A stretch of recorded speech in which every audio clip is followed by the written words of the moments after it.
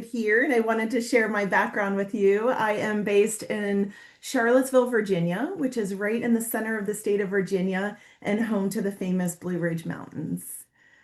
Let me get myself set up here to share my screen, and we'll go over some more introductions here in a moment. But yes, today's presentation is credentialing trends. So what are the things that we can focus on today to prepare ourselves for the changes that are happening tomorrow? So yes, I'm Bobby Vernon. It's very nice to meet you. I'm founder of Credentialing Academy, which is a small boutique consulting firm in the credentialing industry, but I'm also partner of credentialing and learning and development strategy at KWest Partners, where we provide full service end-to-end support for anything and everything related to credentialing, from strategy, design, development, administration, operations, all of the above. And the important thing that I have on this screen here is this theme of credentials. So I've shared with you some of my credentials about why I'm even here speaking with you today. One is I have the ICE CCP credential. That means I'm a certified credentialing professional through the Institute for Credentialing Excellence. And I'm part of the first cohort. When they created that exam, I went and I took that exam and I passed it and I earned that credential. The Association for Talent Development, or ATD. I'm an expert coach. That is a credential that I had to work really, really hard for. That is one of the hardest credentials I have ever had to work for. And now I get to say that I'm an expert coach and that I have the change management and human-centered practices to be able to help people as they're working through learning and development credentialing products. And then I'm a ProSci certified change management practitioner. Again, another industry name, another credential. And then I have some volunteer experience that I have used to grow myself professionally within the credentialing world. And the thing is all of these credentials here that I'm listing in these bullets can be validated or verified in some way. And at the end of the day, they're really just kind of a title or a role that I filled. But what I really, really want you to know about me are the things that are not credentialed. And that's the fact that I've been in adult learning for 30 years. I've been working with accreditation standards for 15 years.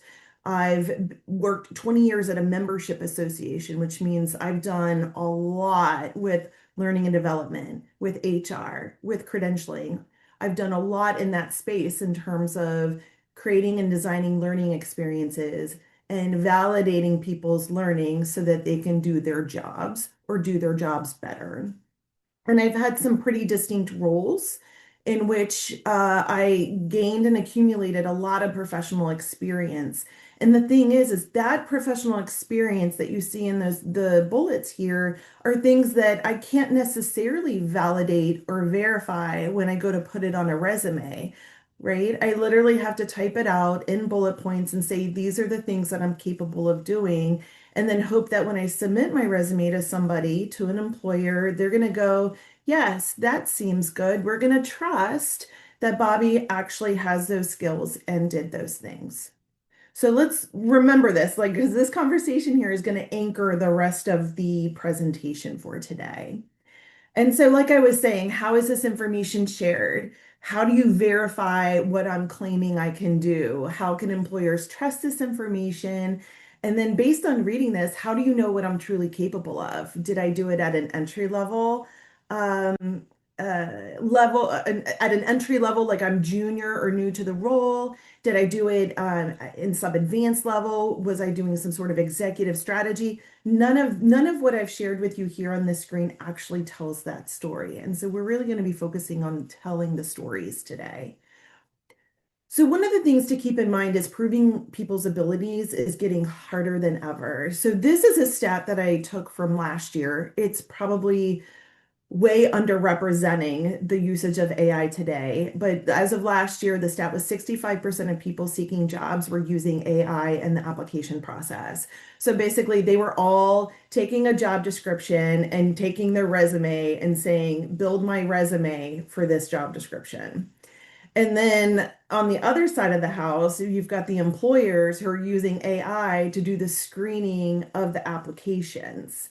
And the problem is in this particular example that I'm giving, if everybody's application reads the same, how do you stand out and say, no, I'm the person you need to pick for the job? So this IBM one, they had 1,000 applications in 1 hour for this one specific role that they had to shut off the intake for applications. All of those applications, the resumes were AI generated. So they took the job description, they took their resume. So basically, every resume that was submitted read almost verbatim, word for word.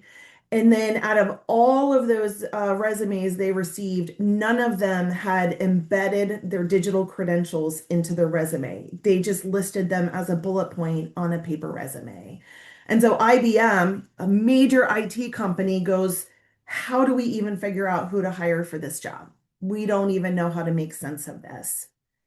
And then on the employer side, they're getting mass applications and resumes for jobs, as you can see in the numbers here. How do you even begin to make sense of 3 million applications in one calendar year? And if those 3 million applications are all using AI, right, you can see that this is kind of spiraling out of control. So we're going to start with a warm-up exercise talking about college transcripts. So this is a job description that I took verbatim from the website this week for a community college here in the United States that was looking for an adjunct professor of English and communications. These are, again, word for word, the complete bullet points of what they are asking someone to do in this job. This is their responsibilities. And then you can see under the qualifications that they're looking for a master's of English and that this person has teaching experience.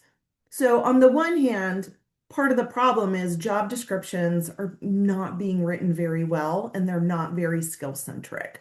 So, that's a problem that has to be solved. That's not going to be a part of our conversation today. So let's say that they narrow their applicants down to the top two candidates, and you have person one who has a master's in English, they have a GPA of 4.0, they understand Blackboard, which is their learning management system, and they're very well liked by their students according to Rate My Professors. And then you compare that to person two who has a lower GPA and a lower rating on Rate My Professors. So, on the surface level, based on that job description, who do you think is the better person for the job? And you can put it in the chat, you can come off mute. I don't know that I can, let me bring I don't have the chat window open, that's on me. Let me bring that up.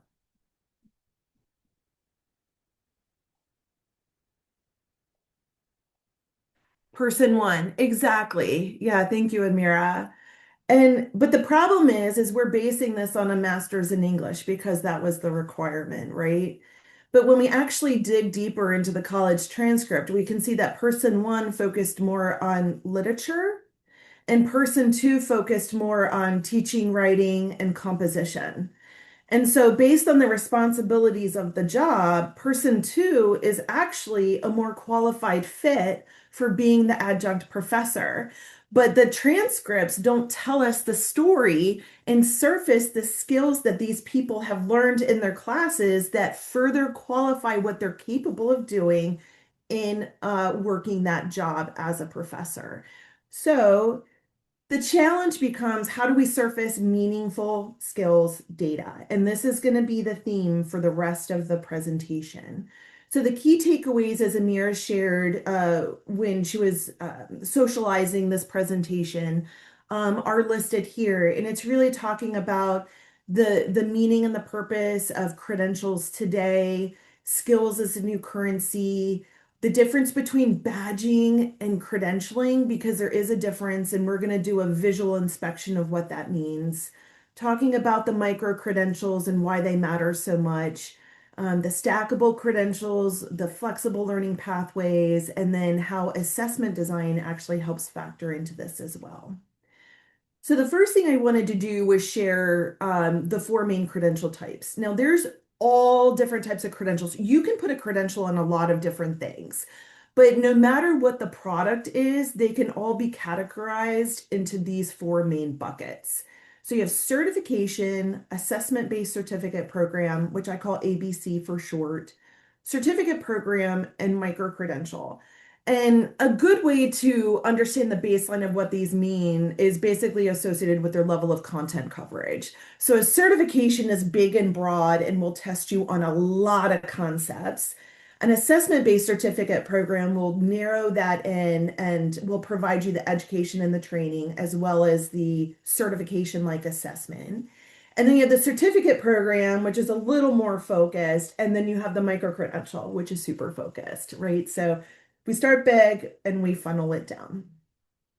And I won't go through this table in a lot of detail because there's a lot of information here, but there's a couple of things that I really, really want to call out. And the first is this top line right here with the knowledge, skills, abilities, and other characteristics. And when you're doing a certification program, because that is so big and broad, you do what's called a JTA or a job task analysis. And this is highlighting and finding everything that is within someone's responsibility of doing their job. It's everything, so big and broad. And like I was saying, when you do an assessment-based certificate program, you start to focus that down. We typically, in the learning and development side of things, right, we rely on a needs analysis. So as you continue to drill down, you'll continue to rely on that needs analysis. But it is very nice to still be able to map that to a job task analysis. And we'll revisit that concept later on in this presentation. The other big thing here is for a certification, it does not have education and training associated with it. And that is a big thing in the industry. So we have what's called a firewall. So there can be organizations that offer the education and training, but for that certification assessment, that has to be a separate entity. And the reason for that is you cannot teach to the test because a certification is testing your competency based on your previous education and your work experience. So it's kind of testing you on what you've learned from the past up until the present time. Whereas a assessment-based certificate program, a certificate program, and a micro-credential, they're teaching you from today and preparing you for the future, right? So now we understand these different credential types have different purposes. And the reason I call out certification is because that's where you get those letters after your name. And people love getting those certification letters after their name that they will create any kind of program and say, you're certified, right? I could manipulate today's presentation and say, when you're done participating and attending today's session, you're certified in micro-credentials. But you're not, right? I didn't assess you. We don't know what your competency is. We don't know what your proficiency level is. And so that's the big game changer is that certifications, yes, you get letters after your name, and the others you normally don't. Now, there is something called a stacked certification, but again, we'll revisit that later in the presentation. So, all of that is the baseline for what in the world is going on with credentialing, Bobby, and how does this lead us to micro-credentials? So we're going to start with the end in mind. So here I have shared with you some badges that I have personally earned. And each one represents a different type of credential. So the IACET one here is a certificate. This ICE CCP is a certification. This is from PMI, Project Management Institute, and I'm a wicked problem solving practitioner, even though it doesn't say wicked problem solving, but I'm a practitioner. They've given me a title. They've rewarded me with the hard work that I've done to earn this particular certificate. This Education Design Lab for Critical Thinking, this is a micro-credential. And interestingly, this is the fun one, is this is a ProSci certified change manager. It says I'm certified. This is not a certification. This is actually a certificate program. So they're one of the organizations that is not necessarily using the terminology correctly. And even though ProSci is saying I'm certified, I can tell you that I worked hard. It was hard for me to get this micro credential, right? So when we're just looking at these badges, they're not telling the story because they all kind of look alike and they're not using the right words. So I'm going to switch screens real fast. Amira, can you give me a thumbs up that that's it, you're seeing my my Google? Yes, thank you. So here is an example of one of the badges that I've earned, and you've may have seen these before, and you may have them yourself. But here you can see that it's kind of giving you just some general information about this particular badge and what somebody had to do to earn it. Now, what's interesting is this was kind of a passively engaged workshop. I attended, I took in information, I asked some questions, but I wasn't assessed on anything, but it's associated with having earned skills. Now, I would argue I didn't necessarily gain any skills, I gained knowledge. And those are two different things. Now, part of the problem is they have a skill listed here called ANSI IASET. And if I click that, the skill is not yet linked to labor market data. So, what does that skill mean? I don't know. As the owner, I don't know what that skill means. So, how would an employer know what that skill means? Okay. Are you following along, right? So now here we have my certified credentialing professional badge. And I like to call this one out because yes, psychometrics was a topic that I was tested on. But when I click on psychometrics, it's giving you the definition and the skill demand. It's not telling you anything about what Bobby knows about psychometrics. How skilled is Bobby in psychometrics? And I will tell you, not very. I'm not very skilled in psychometrics. I hire a psychometrician to do that work for me. I know enough about it topically. I do not know how to perform the work, right? So now it's like, well, what do these skills actually mean, right? Wicked problem solving doesn't really tell you much at all. We have critical thinking, which is the micro credential. And this one, you get a little more information. And because it's a micro credential and it's based on critical, oh, it's logged me out. That's okay.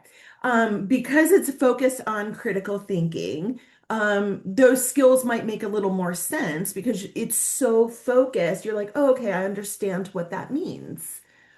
And then my ProSci certified change practitioner. So you can see that they're all a little different, but they all really look the same, but they're not telling you anything. Um, so let me go back to the PowerPoint. And the point here is everything that I shared with you in terms of those badges, they're signaling completion. They're not showing my competency, they're not showing my capability, and they're not showing my proficiency levels. They're just saying you completed a thing and we rewarded you with a digital badge. Okay. So here we can see with this one, it's the trust is getting built a little bit more because you have some sort of verification level of who's issuing it. But it's still a little questionable because here you can see they listed celebration as a skill. Well, what does that mean? What does celebration as a skill mean? Let me see if I can, my thing's in the way there. Um, so I go to this landing page for this particular credentialing provider or badge provider, and I want to click on celebration, and I can't even get to the definition of what that means. That's not very helpful. How have they define leadership? It's not defined at all. Now, so what we can do is, so we can build some trust, but what we can do is actually start to build in those credentialing components. And so in this example, we have Alexandria, and she has earned the teamwork credential. So teamwork as a competency. And if I can click on a bunch of things on this page, I'm not because there's a lag time. This is based out of Australia. So the interweb is like, that's too far away for today. But I could click on teamwork and get the definition of how they're defining what teamwork as a competency means. And you can see here, they've identified what the skills are. So these are the compilation of skills: team development, team roles and interactions, power and influence, improving team performance, decision making. Wow, look at all of this information. And then they tell me what the level, the scoring level was. How well did Alexandria actually perform on the learning activities and the assessments for team development, for team roles and interactions, right? So now we're getting a story. Now we're starting to understand who Alexandria is, where her competencies are, what her skills are, what she's capable of, and her proficiency level. So if you think about from, say, like a human resources perspective, and we go through our performance evaluation cycles, um, overall, Alexandria did pretty well. She scored in the 90s, but she scored 80% on team development. So if you wanted to do an individual development plan for Alexandria, maybe you would focus her on more team development activities because you know that that's the particular area where she didn't score as high. Whereas in a normal world, you would say, oh, Alexandria, you're going to have to do teamwork all over again because maybe your score didn't reach a particular threshold. So now we can really start to isolate where people's skills are, where their deficiencies are, and where we can help them grow. Now, the nice thing too about a digital credential is you can attach artifacts. So, for example, if Alexandria had to give a presentation, you could record that presentation and embed it in this digital credential. And then you can add the rubric for how she was scored giving that presentation and how she got the grade that she got. So now someone's building not only like a job portfolio, but they're building an experience portfolio, right? So look at the products that I've created, some examples of my work, but now you're building the experience side for them. And the other nice thing is because this is out of Australia, they have really defined what I call skill libraries or skill frameworks. So all of these skills that have been defined here have come from these government issued classification systems. And so I know here in the United States, we don't necessarily have the standardized frameworks. We're very unregulated when it comes to that. And I apologize, I don't know what it's like there in Egypt for you. But the fact that these frameworks exist means that that's something, if they don't exist at the federal level for you or at the country level, that you can develop these for your company, for your university, for your establishment. So it doesn't have to sit at this high level. You can build out your own skill libraries. All right. And the reason I wanted to share all of this with you is because the paper resume is dying. Remember that example I shared before with the IBM and the 3 million job applications with those resumes? So what's happening is we're moving into this digital credential world, and there's a way in which you can create these digital credentials that will live in a digital resume. So all of this information that appears in here can be verified and validated. So, for example, we talked about college transcripts. So, higher ed is looking at how do they surface the individual course of study and the skills that a student gained in earning their degree. Now, here, I just had to say I have an MA in English because I don't have it in a digital credential form, but a digital credential can replace this section on my digital resume.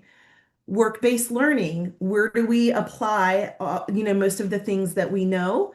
We apply it on the job while we're doing our job. And so there's ways in which you can either get your job role validated by an employer or some of your experience validated, and those can become digital credentials that live on your digital resume. I talked about those skill libraries or those frameworks. There's ways in which, you can align your skills and abilities with these frameworks and bring those and port those over into your digital resume. And then those validated skills. So those badges that I shared with you, if those were more full-blown digital credentials, those are things that I can embed in my digital resume. And basically, this digital resume is what replaces the paper resume. It goes into the applicant tracking system at the company I'm applying to, and their systems can scan all of this data. Right. So if we think about Alexandria, all of that information that was on that one page, they'll be able to read that information through one embedded credential, right? So their system will be able to click on this and get all of that information without it having to even be presented on my resume. I just got to put the credential in there, right? So now we're starting to automate the storytelling to help improve the hiring process. And so now with that, wait a minute, Bobby, you just said that everything on that smart resume, that digital resume can be a credential. So let's talk very quickly about what is a credential. So we have credential, credentialing, and credentialing body. And this is quite chaotic out there in the industry, as I shared with that ProSci certified change practitioner example. They call it a certification. It's not. And so a credential is really the formal recognition of an individual who has met some sort of standards that you've created. You said, if this is the activity and these are the standards for completing that activity and demonstrating completion through the acquisition of knowledge, skills, abilities, performance, then that is a credential. And then it's also a verb form where it's the act of actually awarding somebody the credential. So we have it in a noun form and a verb form. And then we have what is credentialing. Let me see if I can try to move this thing out of the way. Sorry, my keyboard, or anyways, the Zoom thing is in the way. What is credentialing? And so that is an umbrella term. And this makes it really confusing because as a broad umbrella term, the number of credentials is infinite. Like anything you create that you're assigning some sort of standards to can therefore qualify as a credential.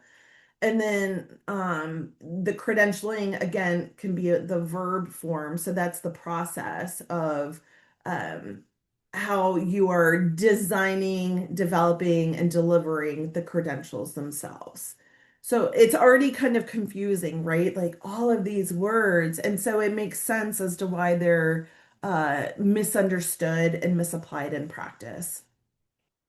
But when you take that information and you have what is a credentialing body, it's any organization that operates a credentialing program.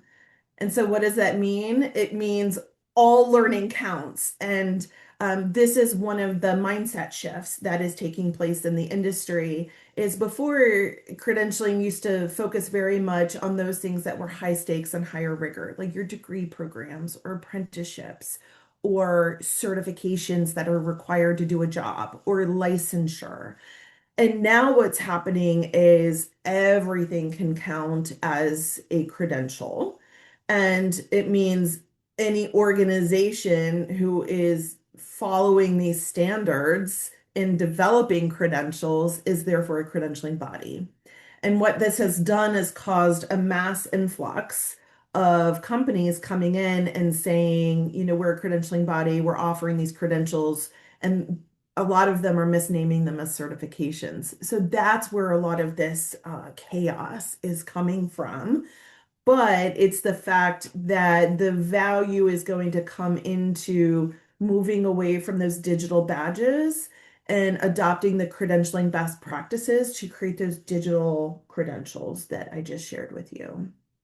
And so, one of the first steps to do that is to really focus on not just delivering the learning, but figuring out how to align that learning with credentialing best practices so that you can meet the employer skill requirements. And part of that is transitioning again from that learning to credentialing mindset. So instead of just thinking about a learning product, for example, and you have learning outcomes and they completed, and you say, good job, you completed that program. Here, you're really going to take a step back and say, if we want to put a credentialing lens on what we're doing, we need to know what the purpose of that credential is. And that goes back to that really busy table that I shared earlier. What are the stakes associated with a credential? Is it high stakes? Are lives at risk if somebody can't demonstrate the skills that they need to do? Is it low risk? Is it making a determination on whether or not they can get hired or promoted? Right. So there's different angles in which we have to look at that. And then you want to focus on what are the outcomes from having earned the credential. And so inwardly facing, you're going to align this with organizational KPIs. What are the metrics that we want to see, especially if it's related to economic development or job placement? So how do we know that the people who are earning our credentials are making a difference in the workplace, in the workforce, or in that particular job role? And then the opposite of that is the motivations. And so this is coming from the learner's perspective is why do they want to earn your credential? What are they going to do with it? And do they get to realize the value of that credential? Does it satisfy their personal return on investment or ROI? With that, skills are today's workforce currency. So all of the kind of like the problematic issues that I've raised thus far is why you hear the word skills everywhere. Everything is skills driven, skills first. Um, skills completion, skills validation, it's skills, skills, skills. And sometimes I joke that in some meetings, I just want to count the number of times, somebody says the word skills because it's really a lot, but this is emphasizing the point of why it's so important. Because it is being viewed as a currency, it's an exchange. And so that's changing how we approach the design of learning products and shaping them not just to uh, solve an immediate need or an immediate problem, right? We do a needs analysis. What's the gap? How are we closing that gap? This is really about reshaping the talent pipeline, which is right, that's a bigger issue. So that mindset shift is crucial. We've already talked about some of these things, like in terms of creating the skill libraries and how the skills are going to be taught. Right. So, a lot of times these online click next courses, they're not satisfactory to really teach someone skills. And most importantly, how we're assessing whether or not the skills are being acquired and how that's being validated. And so we'll talk about the assessment design later on in the presentation. And then finally, you have talent planning. So a lot of organizations like to talk about the career path, and the career path is dead, in my opinion. That's just my opinion. A lot of people like to think of it being a linear journey where you start here and then you move here and then you move here. And we can probably all do a lot of self-reflection here and know that we went here and then we went here and then we went here and then we went here, right? And so I like to call it a career matrix. And that helps us think about less of this linear modality. And instead, it's how do the skills that we earn or gain in our credentials translate into new job roles that aren't on that linear path. And I've got a quote coming up here, a stat that will help hone in on that. So this is a development process that you can use when you're developing credentials. And I talk about the career matrix. This is a skills matrix. And I've highlighted here in red the outside, like the intended learning outcomes, because normally in the learning and development world, we start with intended learning outcomes. And that's completely okay if that's where you're at when you're developing credentials. But most importantly, we want to be able to take these learning outcomes and build out that skills library, right? So that we can create the skills matrix to align with the career matrix. And so with that, we're taking our intended learning outcomes and we're defining the smallest granular piece, which is the enabling learning outcome. And then that builds up into the terminal learning outcome statement. And so an example of that is like a terminal LOS is bake a cake. But an enabling LOS is measuring the dry ingredients, right? It's a miniature step of being able to bake the cake, right? Enabling LOS, operate the oven, is a key piece of being able to bake a cake, right? So now we're starting to layer this information, and that's where you start to build in your skill libraries, right? All of this information, the knowledge, skills, and abilities, the behaviors, proficiency levels, even, what is beginner, intermediate, and advanced.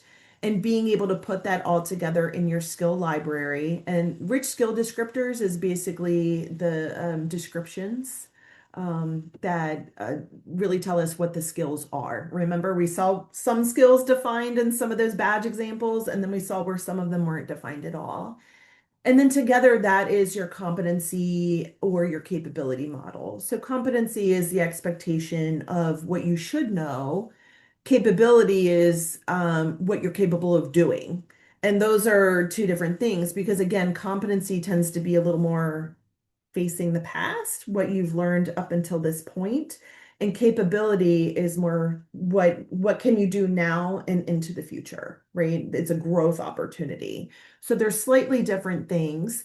These competency and capability models are usually associated with a job task analysis, right? So if we can take our learning outcomes and build them into all of this information, right now you're getting that broad scope of what it is that people are responsible for in doing their jobs. The other thing that I wanted to call out here is the evaluation strategy and assessment design. So this is a backward design model. If you notice, education and training, developing that comes after I do my evaluation design and assessment design. And that's because once I know this information, once I have my intended learning outcomes, I then want to know how am I going to assess for that in a way that is appropriate for that skill level, that proficiency level. And then how am I going to evaluate the performance of people once they've passed or failed that exam? So this is going to give us our organizational KPIs, the learner ROI, and we're also going to be doing some analytics, on our assessment design. So this is all about data, right? What's the data that we're going to collect to see if we're moving the needle at all? And only after you've done that is really when you want to do your education and training. That's when you say, now that I know what I'm assessing, let me build the curriculum around that. Um, and this is nice because I have here the data becomes a trend analysis to predict change. And well, everything I talk about today is going to come full circle. So we'll come back to that as well. And most importantly, I want to point out learning is not one and done. And this is why micro credentials are really, really important because, for example, let's go back to the certification. Big and broad. If you fail that certification, you fail everything. Even though you may have passed, 8 out of 10 domains on that exam, you get no credit for it whatsoever. Micro credentials will let you get credit for the 8 that you passed, and then you only have to go back and fill in the gaps for the 2 that you failed. So this is helping people get credit for unfinished learning events. A great example is like a college degree. If it requires 120 credits and you only earn 100, you don't get anything for it, right? You don't get to say I have a bachelor's degree. And you paid a lot of money for those 100 credits that you took, but you don't get to show anything for it. But what if you could give credit for the knowledge and the skills somebody earned for those 100 credits? And really, the deficiency is just the fact that they have to do 20 more credits. It's not that they haven't done anything at all. So that's another one of the shifts that are happening. So at the end of the day, when you switch from a learning mindset to a credentialing mindset, you view yourself as a talent pipeline manager. And I will tell you, career-wise, that changed the game for me when I thought about I'm not just working with this subset of people to help them complete a program. I'm really trying to change and influence something much larger than that. So earlier I said I had some stats for you that are a little mind-blowing. The relentless pace of change. So these are US based stats, but it's applicable globally, just in terms of how tiring it has become to try to manage what is happening in the world. So here in the States, 32% of skills required for the average US job have changed in a 3-year time period. So 1/3 of what somebody needs to do in their job has changed. That's a lot, right? How do you keep up with that? Um, it's exhausting, right? Every time I look at this slide, I have to take a deep breath. So for the top 25% of occupations, up to 75% of required skills have changed in the past 3 years. So that's a different way of looking at this problem as well. And the required skills, a lot of those have to do not just with technical skills, like functionally doing the work. A lot of that has to do with durable skills or soft skills, right? Like working with people and the critical thinking and analytical skills, communication, right? The demands that are happening there are happening super fast. And we can point at AI for that. For example, we're relying on AI to do a lot of the thinking, but can you actually critique and analyze the output? Right? So, how are we keeping up with this? So, this is exhausting. And this is why micro credentials are so great, is because they're micro and they focus on the smallest skill set. And this is why you're seeing micro credentials everywhere, is because it helps us keep up with the rate of change. They're just faster and easier to implement. And then there's the fact that you can stack these um, into different pathways, for example. And here I have the introduction of the meta credential. And so I don't know if you've heard of that term before, but this is where you can award different micro credentials. And then once somebody accumulates all of the micro credentials in a family, you can award a meta credential saying, okay, now you've reached this ultimate level. And the nice thing about micro credentials a lot of times is they don't have to be taken in order. So here I can do the first one and the third one, then the fourth one, then the second one, right? I do them in a way that works for me as the learner. You do them as a way that works for you as the learner. But what's nice is people get to accrue um, these micro credentials and demonstrate their skills as they're earning them versus having to await for the awarding of a meta credential. So they just provide so much flexibility. Here's one of the key takeaways I want you to remember about micro credentials is micro does not mean small. In terms of content, maybe, but what happens is when people think that micro means small, they think it's insignificant and not important. And that's not the case at all. I want you to focus on the word precise. Micro credentials are focused on the precision of the skill, the knowledge, the behavior, the transformation. It's just very focused, and that's what you're going to be assessing for. And as I said, when you have that kind of precision, then easier and faster to maintain, replace, or retire. So as all of these skills are turning over, doing micro credentials makes it easier to turn your micro credentials over to keep up with that change of pace or pace of change. Your intended learning outcomes are going to be aligned to your assessment because you followed that backward design model. And this is great because when you make a change to the content, then you know exactly which questions need to be updated because that content was changed, and then vice versa. If you make changes to questions, then you know exactly which content you need to go back to and update. And that makes it a lot easier to update things on the fly versus a large academic program.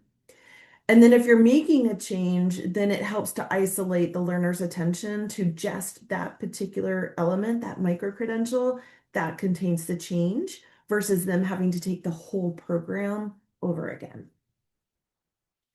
So I have talked a lot about assessments, and the reason for that is that's where a lot of our data is going to be coming from. And so for here, I have stack credentials equal a data continuum. So if you go back to like this micro credential example, right? There's an assessment for the first one, there's an assessment for the second one, an assessment for the third one, an assessment for the fourth one. And in fact, you can even attach an assessment to earn the final meta tag, right? The meta credential. So right there, we're getting one, two, three, four, we're getting five sets of data versus it being one program and just getting one set of data. And so what that means is here, if we were to compare a certification and a micro credential, for example, this certification has five topic areas, and each topic area has a certain number of questions. Now, remember, certification, big and broad, it can't test everything about everything, right? You would be sitting at the computer taking that test for hours on end, for days on end, right? And so they have to whittle down the number of questions that are appropriate to be tested. And so it's not going to test on the whole body of knowledge. But here, after you take this exam, your competency, if you pass, right, they're going to say you're competent, is based on 26 questions.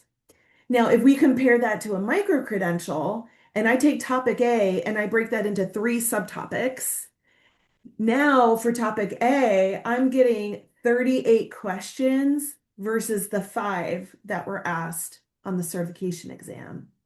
That's going to tell you a lot more information, right? It's going to tell that person's story with a lot more rich detail for you to be able to make determinations about how well they're performing, where they're showing areas of weakness. Then you look at topic B, right? I broke that into two. So we went from two questions on the certification to nine questions, right? So just numbers alone, you can see how much more we can assess at a deeper level when we're building micro credentials.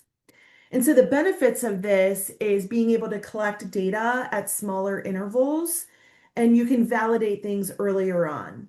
And so if someone is not necessarily showing proficiency, then they don't have to struggle through the rest of the program, and you can help provide the remediation services that they need. So you're correcting them more just in time versus waiting for them to go all the way through the program and then fail, right? And that's that we take that personally. When we fail programs, we don't want that to happen. The smaller chunking of credentials decreases test anxiety. So people get really nervous going in and taking a certification exam. It's a lot of time to prepare, money spent on resources, money to take the exam. And then, what if you don't think you're a good test taker, or you saw a car accident before you arrived at the test center and now you're really stressed and flustered, or your child's sick and you really want to be home with your child. All these environmental and social factors influence our ability to take a test well. And when you're focusing these things on smaller pieces and people are, kind of chunking and picking out their learning path, when they choose to engage with it, helps them feel better and decrease that anxiety. And then I mentioned in that process slide with the backward design model that evaluation strategy and the assessment design serves as a trend analysis. So because you're getting this data faster and sooner, then you can isolate problematic areas. So if all of a sudden everyone's failing this micro credential, you can go, okay, something's wrong. Let us go check the content. Whereas if someone is failing a big program and then you go, oh no, where's the problem? We don't know, right? So this gives you that sense of where to target your focus for what needs to be improved. It can also predict where change might be happening. So if, for example, someone's going through a micro-credential and again, for some reason, people overwhelmingly went from passing it to failing it, right? It's signaling that like, what is changing? Is something changing in the industry? Is something changing in practice? Was there a standard operating procedure that changed and how they're supposed to be doing things on the job, and therefore they're confusing that with the wording that we're using in our curriculum? So it just helps you keep a pulse on what's happening and try to anticipate change before it is actually needed. And then you can identify the cliff where learning or retention wanes. So we know with larger programs, it's harder to keep people's attention through the entirety of the program. But with these micro credentials, you can see, is there a certain period where things are getting more difficult and they're losing interest. They're not going for the meta credential. Why is that? They're on a credentialing pathway and they finish one, two, and three, but no one wants to go to four. Why is that? Right. And from a business perspective, from a business model, a revenue model, this is really helpful information to have. And so we have to keep in mind when we're developing our credentials that the assessments serve different purposes. So one is training and workforce development. And this is really businesses need people that have skills and learners want to develop new skills to find gainful employment. The selection process is for hiring and promotion or even internal transfers. So the business is like, who do I want to pick out of 3 million applications, right? Who are the 100 people I want to be able to pick? So for businesses, being able to, assess for these skills and again, that information goes into those digital credentials helps them out with the application or with their talent acquisition process. And then the learner, of course, is saying, this is really important to me because, like, pick me. I want the job. Hire me, promote me, right? So different motivating factors that we have to consider here.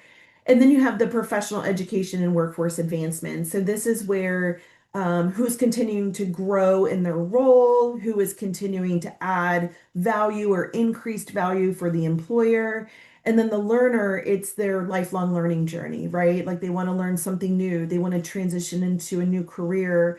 They want to get promoted or become a supervisor. They want to learn a new topic because relentless pace of change, right? Something I want to learn about AI. They go and they learn about AI. It's very low risk most of the time to be able to explore these new opportunities. And so when that happens, our assessments are different, like the purpose of them. And so we're going to test differently, our designer tests differently when it's fundamental skill acquisition versus skill proficiency, right? Like skill acquisition is, do you know enough? Can you do the fundamentals? Proficiency is, do you have autonomy in doing that skill? Can I trust that if I assign you this thing to do, you can do that thing? And then on the workforce advancement side, it's showing skill mastery. So this is where a lot of your performance-based assessments come in, right? I want to be a supervisor. Well, great. You need to be able to give and receive feedback. Multiple choice questions are not going to teach you how to do that, but role playing will, right? That's a completely different kind of assessment. And then you have increased proficiency when it's related to skill progression. So you shouldn't be testing the same as if it were for fundamental skill acquisition, right? It's got to be higher level Bloom's taxonomy in terms of making sure that they're proficient from one level to the next, and you have to define what those are.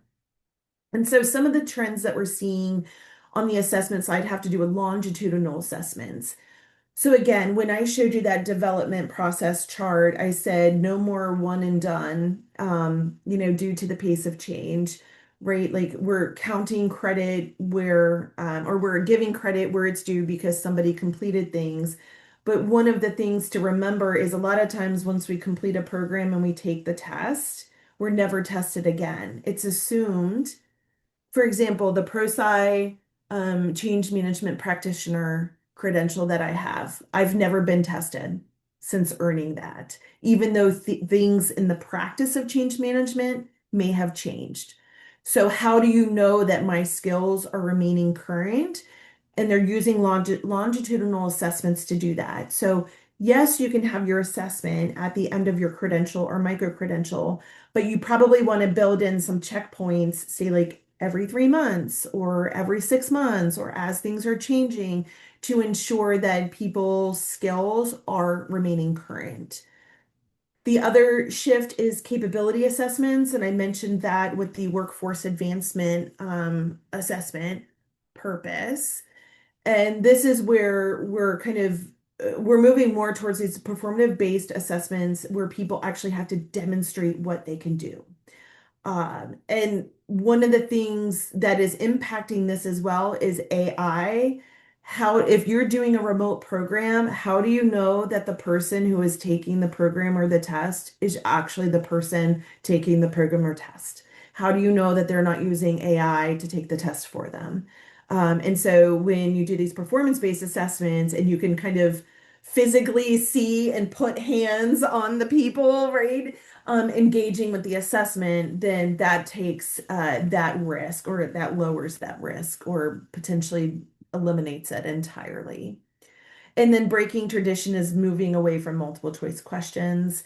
The industry has traditionally used multiple choice questions because they're quick and cheap to develop compared to a performative based assessment. It's been a money driven decision, and now we're realizing that people aren't necessarily demonstrating their skills in a way that shows proficiency, capability, or competency. And so people are rethinking how they're designing their assessments. The nice thing is that's where AI is our friend versus our foe. There's a lot of ways in which we can use AI to support the design, development, and delivery of performative-based assessments. And then the last bullet here is psychometrics. That is the analysis that you do to determine whether the exam that you're providing is a reliable exam. Is it testing and measuring what it's intended to test and measure? Is it testing and measuring those things consistently over time? Is it doing that consistently over time for distinct groups of test takers?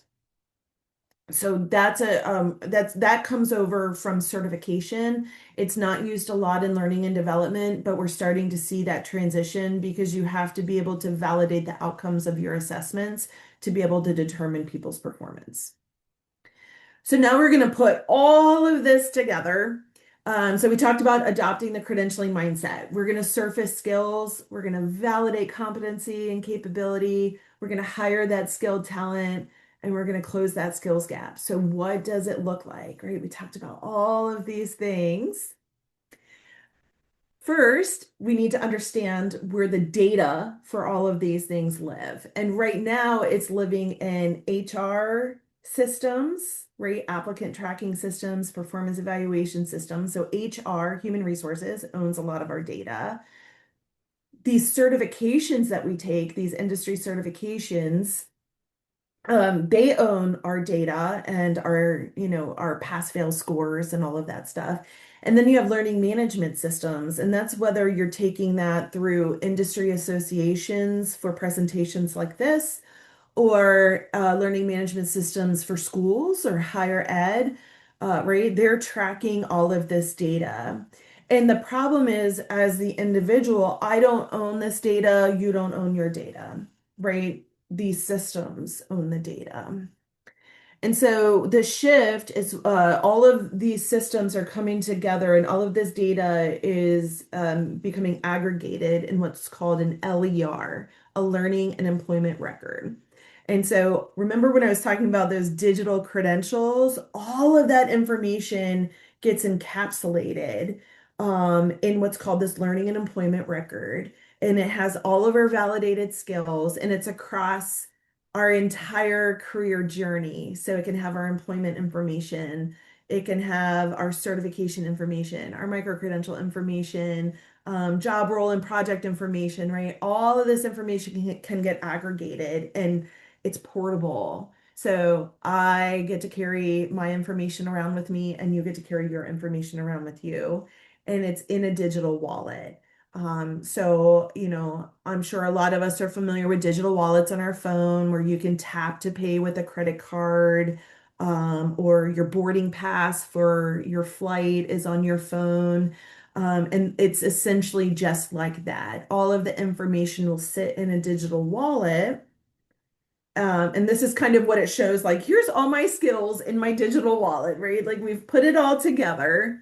And then what are we going to do with all of that information? We've come full circle. We're going to put it into our digital resume, right? So we started with the digital resume. How are we going to get to all of this information? And then once I own and you own all of that information, we can port it into our digital resume. Isn't that great? Like I get so excited when I'm talking. I'm like, we can visualize it now. We can see what is happening.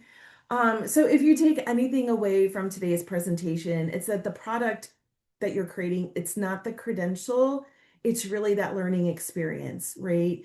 How are you addressing skills? How are you designing the learning experience to elevate the acquisition and demonstration of those skills? How are you designing the assessment components, right? If you hone in on that and recognize that that learning experience is about helping someone along the talent pipeline, not just complete a program, then you're like 50% of the way there. And so the key actions you can take are really distinguishing your types of credentials. So know the difference between a certification, an assessment-based certificate program, and a micro-credential. Because you saw in my badge example, it's really confusing. And if you adopt these standards, then it just makes it a little easier, well, a lot easier to communicate the value of the credentials you're creating. And then secondly, you want to be able to use a learner-centric credentialing portfolio. So, right, what are the employer's goals? What's the workforce goals? What are the needs out there in the industry? And what are the learners' needs? And when you find where those intersect, that's your sweet spot, right? Because then everyone's getting their realized ROI or return on investment. So align those learning outcomes to skill libraries. So that's, don't just rely on those learning outcomes, really be able to surface what the skills are that those learning outcomes are associated with, and make sure you're defining what those skills mean. Give the meaning to them so that nobody has to interpret what they think it means. And then finally, identifying those assessment strategies to diagnose, prescribe, describe, and predict the skilling deficiencies. So, really trying to think creatively and innovatively on how to best assess competency, proficiency, capability, whatever it is that you're trying to design for. So, with that, that's the end of the presentation, and I'd love to welcome any questions that you may have. Thank you, Amira.